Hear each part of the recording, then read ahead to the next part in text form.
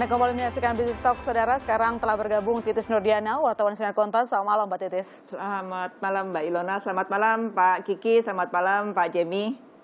Selamat malam, Bu Oke. Titis.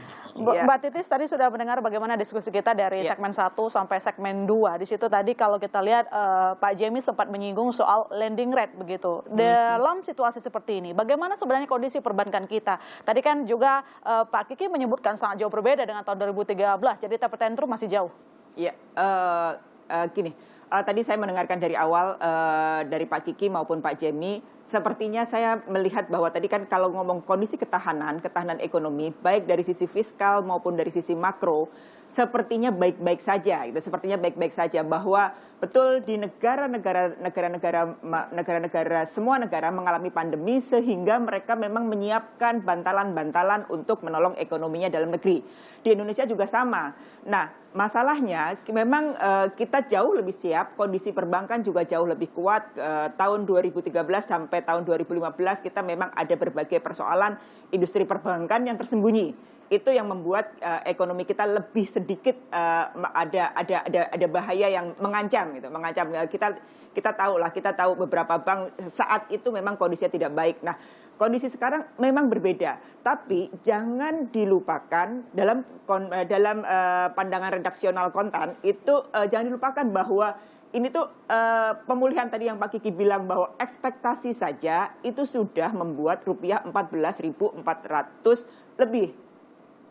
Ini gitu proyeksinya kalau kita berkaca di taper tantrum sebelumnya 2013 sampai 2015, catatan kita atas kinerja rupiah itu melemah sampai 50% lebih.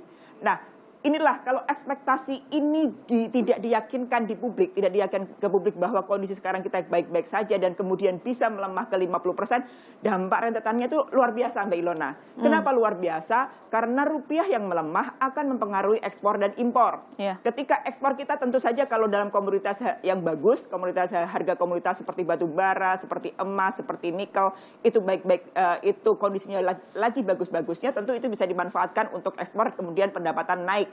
Tapi bagaimana dengan impor? Nah, bagaimana impor ini menjadi masalah jika kemudian kita ini juga ikut pulih.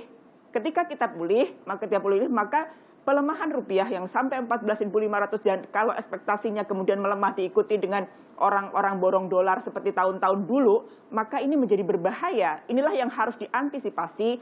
Meskipun secara fundamental kita jauh berbeda dibandingkan tahun 2013 dan 2015, maka inilah yang harus diantisipasi bagaimana kita itu melakukan injak yang seperti selalu dibilang oleh Bu Sri Mulyani, Kementerian Keuangan, bahwa ada pedal gas rem, itu yang harus dilakukan. Nah, ketika itu dilakukan, maka itu menjaga keseimbangan baik di sisi pasar keuangan maupun di pasar fiskal dan moneter. Ini yang harus dilakukan keseimbangan agar ekonomi kita itu benar-benar baik-baik saja seperti Pak Kiki bilang atau si pemerintah mengatakan seperti itu sih, Mbak Ilona. Kalau kita melihat memang kondisinya oke-oke saja, tapi ada hal-hal yang memang harus diseimbangkan baik dari sisi fiskal, moneter, dan sisi pasar keuangan agar memang tidak buruk gitu. Oke, baik.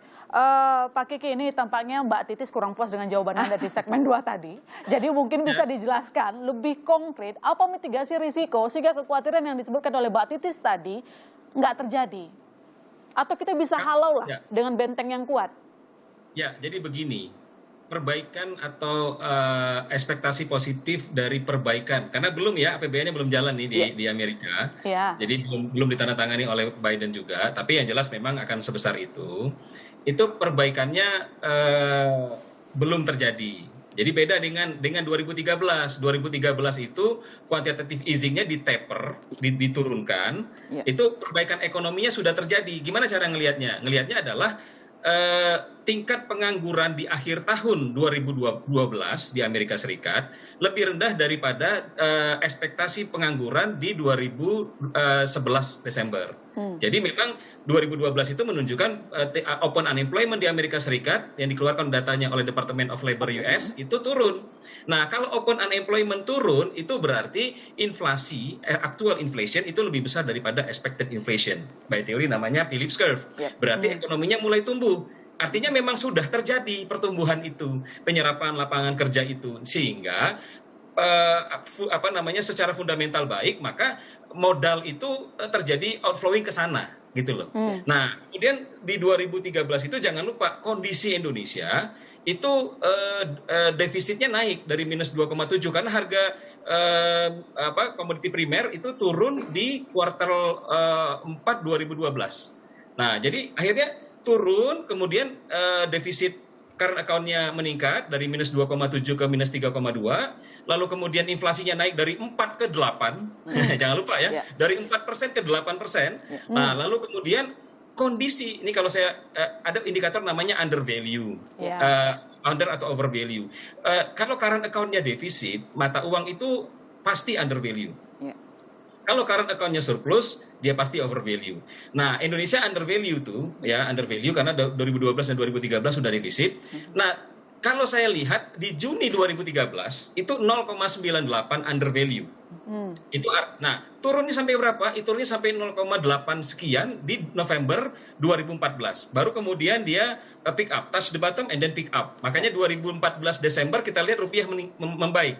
2018 ada lagi tuh, Januari 2018 sampai November 2018. Nah, itu juga meningkat. Kalau lihat faktor peningkatannya karena apa? Karena ekspektasi di Amerika. Jadi 2018 November itu kan deadlock APBN Amerika. Kemudian dia rupiah meningkat. Cuman pada waktu itu pertumbuhan ekonomi kita walaupun dia positif, tapi masih di bawah potensinya untuk meningkat lagi di 2018. Nah, karena Amerika membalik ekonominya, membalik gitu ya, itu naik. Di 2013 ekonomi Amerika memang sudah membaik gitu loh. Nah, kalau di 2021 ini baru direncanakan, kan gitu kan? Nah, artinya apa? Yang kita mesti jaga adalah selama 1 tahun ini APBN kita harus benar-benar misalnya efektif mendorong perbaikan di ekonomi. Nah, sekali lagi saya selalu mengingatkan bahwa itu demand driven. Jadi dari demand-nya, dari kesehatannya gitu loh. Nah, kalau itu bisa terjadi, karena jangan lupa ya, di Indonesia itu 10 tahun terakhir labor absorption yang paling tinggi itu adalah di perdagangan hotel dan restoran. Dari 3,6% menyerap pekerja menjadi 6,3% atau 6,4%. Artinya yang paling terdampak itu memang kan yang hotel dan restoran kan yang terdampak turisme dan seterusnya. Sementara kita banyak di situ labornya. Nah, berarti isunya adalah tadi di kesehatan tadi. Jadi kita fokus di anggaran kita ini untuk kesehatan kita, untuk perlindungan sosial kita, untuk program prioritas kita. Nah, ketika kita fokus, nanti ekonominya akan membaik. Ekspektasi akan ada. Tadi saya setuju Bu Titis bilang akan pengaruh ke ekspor impor karena under value. Kalau memang dalam ekspektasi ini dia bisa menyebabkan impor jadi mahal. Tapi saya yakin ya Bank Indonesia sudah memiliki kuda-kuda gitu ya. Kalau seandainya terjadi pelemahan yang untuk under value-nya sudah dalam, akan ada dilakukan adjustment terhadap perekonomian. Tapi ya lebih dari itu, saya sih berpikir Amerika sendiri kan melakukan itu untuk ekonominya dia. Bermaksud untuk bagaimana ke ekonomi negara berkembang. Sama juga dengan negara berkembang kan, disebutnya get your house in order. Jadi ya itu istilah Ben Bernanke ya, get your house in order. Kami memperbaiki ekonomi kami, Anda memperbaiki ekonomi Anda. Makanya kita fokus kita di tidak ekonomi pasif gitu ya. Iya. Yang jelas di sini kuncinya lagi-lagi soal kesehatan begitu. Saya ke Pak Jemi. Pak Jemi, tadi kan Mbak Titis juga sempat menyinggung koordinasi ya antar lembaga pemerintah, moneter, fiskal dan lain sebagainya. Apa sebenarnya dibutuhkan? Apa yang bisa kita lakukan begitu?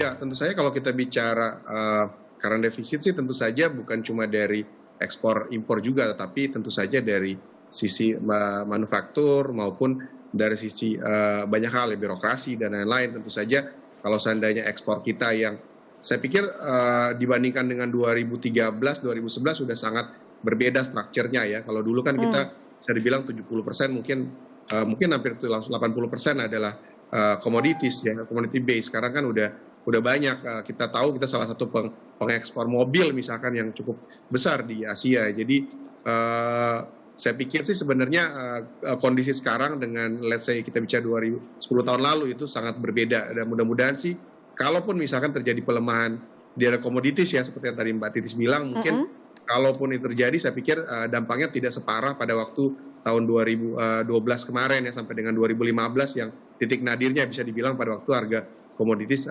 di at the lowest base ya.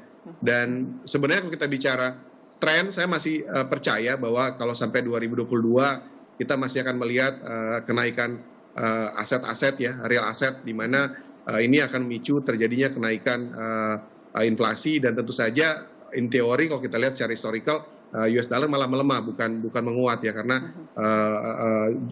barang-barang komoditis misalkan itu naik, tentu saja membuat biar itu lebih murah untuk investor, untuk pembeli daripada luar Amerika. Saya pikir jadi cukup menarik, dan itu membuat US dollar index cukup melemah. Jadi kalau kita bicara tren masih cukup panjang ya, 1-2 tahun ke depan, saya masih cukup optimis bahwa rupiah sih masih cukup kuat ya. Kalau kita bicara 2023 mungkin nanti pada saat keadaan mungkin sama kayak 2013 ya, temper tantrum ya, mungkin bisa berbeda ya. Itu pada saat itu mungkin ekonomi Amerika udah naik, dan mereka mulai kembali melakukan buyback terhadap obligasi dan operasi moneter lainnya yang dilakukan oleh pemerintah Amerika. Jadi kalau dalam waktu dekat saya masih cukup optimis lah.